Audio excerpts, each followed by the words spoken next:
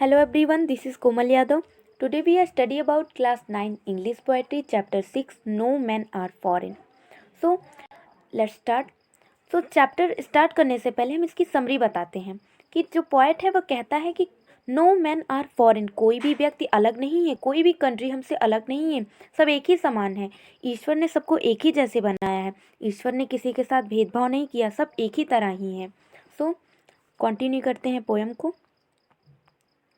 Remember no man are strange, no country foreign.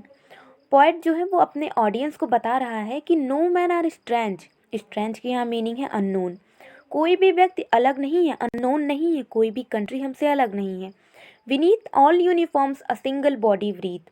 Under the uniform different, जैसे different countries के different different uniforms होते हैं, army uniforms होते हैं, वैसे उनके यूनिफॉर्म्स तो भले ही अलग होते हैं, लेकिन उनमें जो बॉडी रहती है, जो सांस लेती हुई बॉडी रहती है, वो हमारी तरह ही बॉडी रहती है।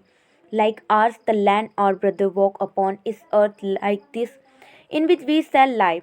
पॉइंट कहता है कि जैसे हम अर्थ पर चलते हैं, अर्थ पर अपनी लाइफ बिताते हैं, उसके बाद फिर हम अर्थ में ही मिल जाते हैं एक दिन मरने के बाद, वैसे वो लोग भी अर्थ पर ही चलते हैं, अर्थ पर ही अपनी लाइफ व्यतीत करते हैं, उसके बाद अर्थ में ही एक दिन मिल जाते हैं।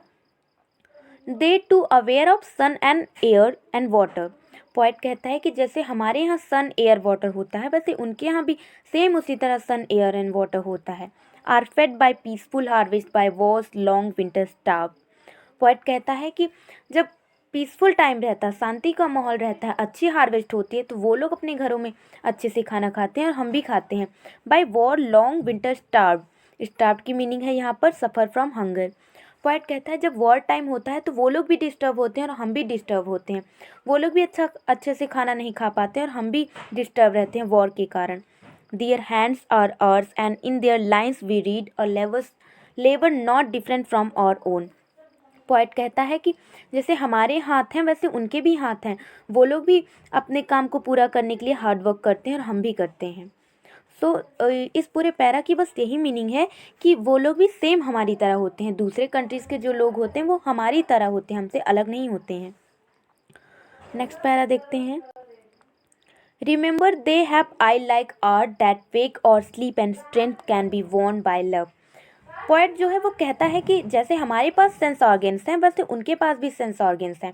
जैसे वो हम उठते हैं और हम सोते हैं, वैसे वो भी उठते और जागते सोते हैं। और उनकी जो शक्ति है उसे लड़ झगड़ के नहीं जीता जा सकता, उसे जीता जा सकता है तो बाय प्रेम भाव से, by love. In every land is common life that all can recognise and understand.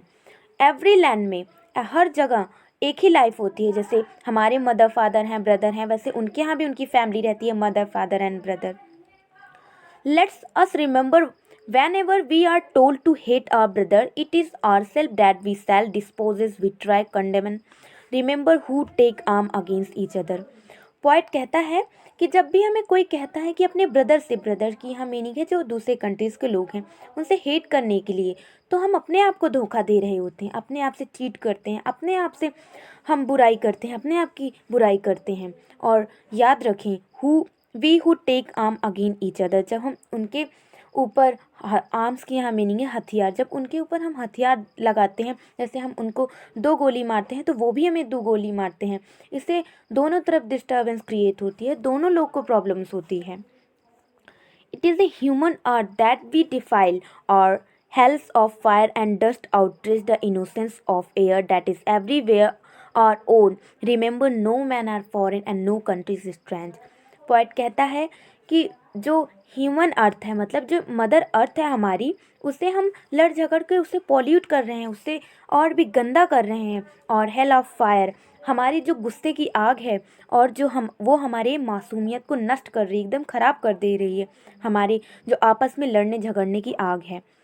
Of air that is everywhere और ओन। और एयर की यहाँ मीनिंग है जनरली माहौल, जैसा यहाँ माहौल है वैसे हर जगह माहौल होता है, यहाँ एक जगह का माहौल डिस्टर्ब होता है तो हर जगह माहौल डिस्टर्ब होता है।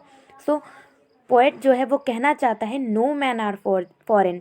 पोएट कहता है कि कोई भी व्यक्ति अलग नहीं है, कोई भी व्यक्ति फॉरेन नहीं है। नो कंट्रीज़ आर स्ट्रेंज, कुछ भी हमसे अलग नहीं है, सब हमारे ही हैं, सब हमारी फैमिली है। हमें ब्रदरहुड से रहना चाहिए, हमें भाईचारे से रहना चाहिए।